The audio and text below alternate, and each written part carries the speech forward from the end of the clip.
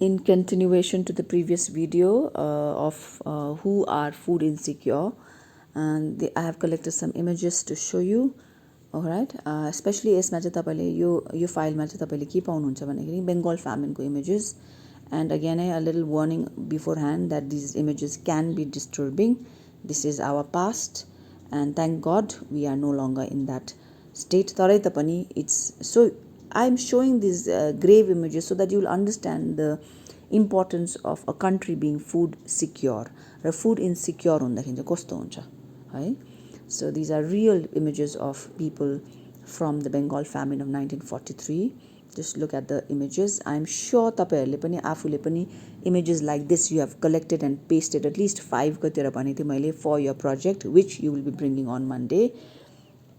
Here in this image it says that this man is actually dead from starvation. Sabai yo Bengal famine ko images haru, just go through it. They are disturbing. Nevertheless, you should know the reality of problem, poverty ko problem. This child here is really sad, but this is a severe. Yo sabai images haru ma tapaile malnourishment, malnutrition hunda chahi kasto huncha. This is what you have to understand. Okay. Now the next image I would like to show you is of हामीले जति पनि who are food insecure भने जुन कुराहरु गर्यो मान्छेहरुको.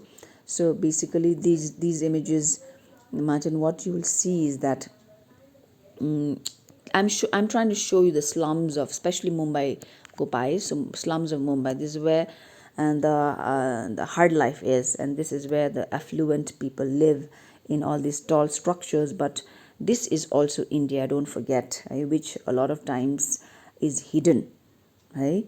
And only these images are shown. This is what India is doing, but this is very much India, and people are struggling. Right? Poverty is an issue. It's a big issue in India. All right. They say that poverty is declining. I mean, a lot of times lessons ma mere that poverty is declining. But then there still are poor people. This is an example of Dharavi again, and there are lots of Dharavi bari. Is the I wonder ke pipes. There are lots of these pipes, and this is all trash, filth. People live here. People actually live here, and they use especially this as their street. Bato jasto hunak lagi chahiyo. Okay. And here again you will see a lot of filth that people are living in open slum area ko, and it looks very much like oripori chahi yahanira landfill jasto pani dekhdacha है. Landfill.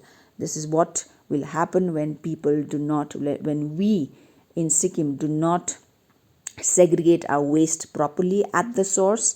Wet कुइने मैला एकपट्टि नकुइने मैला एकपट्टि जबसम्म हामीले गर्दैनौं landfill को problem हुन्छ, and landfill भयो भने life will not be beautiful anymore. So this is again for that also. Again your slums हरु नै images हरु हो. This is how people do survive, है. And हामीले जति पनि petty self-employed workers भनेको थियो, this vegetable vendor is an example of that. And you have to understand कि यसको मुनि rickshaw pullers हरु पनि तपाईले देख्नुहुन्छ that we may think हामीले लाग्ला कि this is all right, but actually हेर्यो भने उनीहरुको यो कार्ट्स यो साइकलहरु किन्नुको लागि पनि यो रिक्शा किन्नुको लागि पनि they many a times it is either hired कसैको हुन्छ and they hire it, या फिर उनीहरुले किनेको भने पनि बाँकी तिर मतलब लोनमा लिएको हुन्छ. All right, and for which they have to pay interest. And so this is again, they will be food insecure if यदि उनीहरुको business केही भएर चलेन भने they every day उनीहरुले wage earn गर्छ, and यदि if they are sick or for some reason if they are not able to earn this living भने there's a high chance that these people in the urban area will be food insecure. Again another image of a man pulling rickshaw. This is very much, you'll find it in Calcutta. I don't think any other cities have it, or maybe I don't know कुन ठाउँमा छ, तर मैले देखेको चाहिँ क्यालकाटामा हो. And again construction workers, हामीले हेरिनै राख्दै, these construction workers, daily wage earners चाहिँ एकदमै at risk of food insecurity भनेछ. So you will see images of people working in brick के भन्नु brick बनाउने कुरामा, क्लिनहरुमा, kilनमा and again construction site को laborers and finally यहाँ इमेजमा चाहिँ landless Indian भनेर देखाएको छ and so they all are people who are at the risk of being food insecure. Alright, so हामीले यो यति हेर्यो and finally हामीले recap गर्दै यहाँबाट we're going to look at whatever we've done त्यसलाई अलिकति हेर्ने छ who are food insecure भन्दाखेरि चारवटा कुरा मैले फर्स्टमा 4 points छ which you must be underlining in your books and copyमा notes लेखेको हुनुपर्छ. Landless people, traditional artisans, petty self-employed workers, destitute beggars. This has been covered. Urban areaमा mainly ill-paid occupation गर्ने मान्छेहरू भनेर हामीले पढिसकेको छ. यसको just recap मात्रै हो. And seasonal activities, especially casual laborers भनेर भनेको छ where they get very low wages, that too not throughout the year but only at certain time of the year भनेर. Okay, and so that's it. And then social composition अघि हामीले हेरेको थियो. फेरि पनि हामीले SC, STs, OBCs लाई हेरेको छ and if they have less or no land भनेर they are food insecure, they can be food insecure. People affected by disasters भनेर हामीले यसलाई पनि हेर्यो and very importantly women मा कसरी malnutrition prevail गर्छ and if a woman is malnourished then the same woman can be a mother, can be pregnant, can be nursing and त्यसले गर्दा the unborn child is also at the risk of being this thing malnourished भनेर हामीले हेर्यो. Then we also another topic हामीले के cover गर्ने disparity, that is कि not all states are poor and hence not all states are food insecure भनेर र कुन कुन स्टेट्सहरु चाहिँ कस्तो ठाउँहरु चाहिँ food insecure हुन्छ भन्दाखेरि चाहिँ economically backward states, tribal and remote areas and regions which are prone to natural disaster भनेर यो हेर्यो. And we also looked at the names of the states which are food insecure अनि यो food insecure मा चाहिँ हामीले UP, Bihar, Jharkhand, Odisha, West Bengal, Chhattisgarh, Madhya Pradesh and महाराष्ट्रलाई पाएको छ.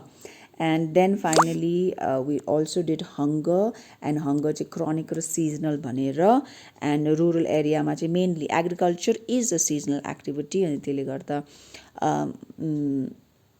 यो टाइम बाहेक अरु टाइम्समा they can be food insecure भन्ने कुरा हेर्यो. एन्ड अर्बन एरियामा चाहिँ क्याजुअल लेबरर्सहरू अगेन कन्स्ट्रक्सन वर्क पनि धेरैचोटि सिजनल हुनसक्छ in urban areas and when they have work they get to eat, when they don't have work they do not get to eat, that means they will be food insecure. So again फेरि पनि you need to understand कि food insecure हुनु र poverty is the two sides of the same coin. Alright, and finally हामीले यो हेर्यो कि what is the country doing, what has the country done till now since independence भन्दाखेरि चाहिँ mainly after independence को यो टाइम 1960s को time एउटा ग्रीन रेभोल्युसन स्टार्ट गर्नुभएको थियो. हामीले that time the prime minister was Indira Gandhi भने हेर्यो and mainly wheat and rice लाई हामीले फोकस गरेको थियो. they focused on it and when it was a success they replicated it to rice also. तर again it was disproportionate, सबैमा बराबर पालको फूड ग्रेन्समा ग्रोथ भएन. There were only UP and Punjab and of course Haryana पनि छ, दो बुकमा लेखेको छैन.